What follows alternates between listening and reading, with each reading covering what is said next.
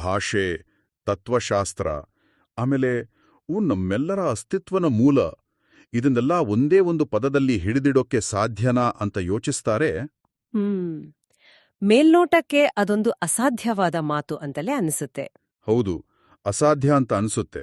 ಆದರೆ ಇವತ್ತಿನ ನಮ್ಮ ಈ ಆಳವಾದ ವಿಶ್ಲೇಷಣೆಗೆ ನಾವು ತೆಗೆದುಕೊಂಡಿರುವ ಮೂಲಗಳನ್ನ ನೋಡಿದಾಗ ಇದು ಖಂಡಿತ ಸಾಧ್ಯ ಅಂತ ಅನಿಸುತ್ತೆ. ನಿಜ.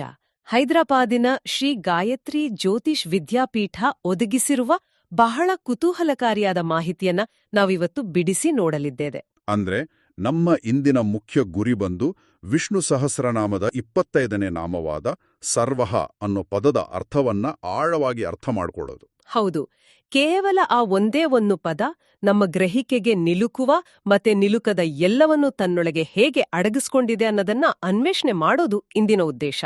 ಇದೊಂದು ಬಹಳ ಗಂಭೀರವಾದ ಹಾಗೆ ಕುತೂಹಲಕಾರಿಯಾದ ವಿಷಯ. ನಾವು ದಿನನಿತ್ಯದ ಮಾತಿನಲ್ಲಿ ಸರ್ವ ಅನ್ನೋ ಪದವನ್ನ ಎಲ್ಲವೂ ಅನ್ನೋ ಅರ್ಥದಲ್ಲಿ ಕ್ಯಾಶುವಲ್ ಆಗಿ ಬಳಸ್ಬಿಡ್ತೀವಿ. ಖಂಡಿತ, ಸರ್ವ ಜನಾಂಗ, ಸರ್ವ ಕಾರ್ಯ ಅಂತ ಹೇಳ್ತೀವಿ. ಆದ್ರೆ ಈ ಮೂಲಗಳು ನಮ್ಗೆ ತೋರಿಸ್ಕೊಡ್ತಿರುವ ಆಯಾಮನೇ ಬೇರೆ ಇದೆ.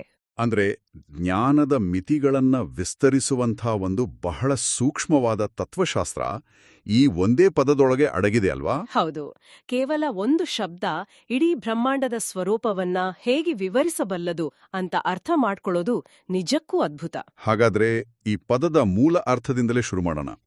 ನಮ್ಮ ಮೂಲಗಳ ಪ್ರಕಾರ ಸಂಸ್ಕೃತದ ಸರ್ವ ಅನ್ನೋ ಪದದ ಅರ್ಥ ಕೇವಲ ಕಣ್ಣಿಗೆ ಕಾಣುವ ಎಲ್ಲವೂ ಅಂತ ಮಾತ್ರ ಇಲ್ಲ. ಹೌದು, ಅದು ಎಲ್ಲಾ ಅಭಿವ್ಯಕ್ತಿಗಳು ಮತ್ತು ಅದರಾಚೆಗಿನ ಎಲ್ಲವೂ ಅನ್ನೋದನ್ನ ಸೂಚಿಸುತ್ತೆ. ಅಂದ್ರೆ ಕೇವಲ ನಮ್ಮ ಪಂಚೇಂದ್ರಿಯಗಳಿಗೆ ನಿಲುಕುವ ವಿಚಾರಗಳು ಮಾತ್ರವಲ್ಲ, ನಮ್ಮ ಗ್ರಹಿಕೆಗೆ ನಿಲುಕದ ಪ್ರಪಂಚವನ್ನು ಕೂಡ ಇದು ಒಳಗೊಂಡಿದೆ ಅಂತಾಯ್ತು. ಎಕ್ಸಾಕ್ಟ್ಲಿ.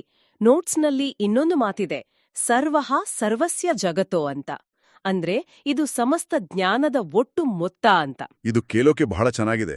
ಆದ್ರೆ ಇದನ್ನ ನಾವು ಪ್ರಾಕ್ಟಿಕಲ್ ಆಗಿ ಅರ್ಥ ಮಾಡ್ಕೊಳ್ಳೋದು ಹೇಗೆ?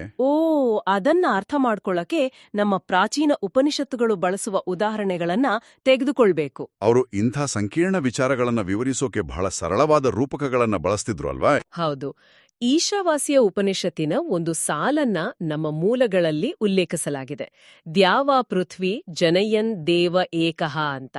ಓಕೆ, ಅಂದ್ರೆ ಈ ಇಡೀ ಬ್ರಹ್ಮಾಂಡದ ಸೃಷ್ಟಿಕರ್ತ ಒಬ್ಬನೇ ಅಂತನಾ? ಹೌದು, ಆತನೇ ಈ ಜಗತ್ತನ್ನ ಸೃಷ್ಟಿಸುವವನು ಮತ್ತೆ ಅದನ್ನ ಪೋಷಿಸುವವನು ಕೂಡ. ಇದನ್ನೇ ವಿವರಿಸೋಕೆ ಉಪನಿಷತ್ತು ಅಗ್ನಿ ಅಂದ್ರೆ ಬೆಂಕಿಯ ಉದಾಹರಣೆಯನ್ನ ನೀಡುತ್ತೆ. ಒಮ್ಮನಲ್ಲಿ ಈ ಬೆಂಕಿಯ ಉದಾಹರಣೆಯನ್ನ ಸ್ವಲ್ಪ ಬಿಡಿಸಿ ನೋಡೋಣ. ಬೆಂಕಿ ಹೇಗೆ ಈ ಸರ್ವ ಅನ್ನೋ ಪರಿಕಲ್ಪನೆಯನ್ನ ವಿವರಿಸತ್ತೆ? ಅಂದ್ರೆ ಏಕ ಏವಾಗ್ನಿಹಿ ಬಹುಧಾ ಸಮಿದ್ದಃ ಅಂತ ಹೇಳ್ತಾರೆ. ಒಂದೇ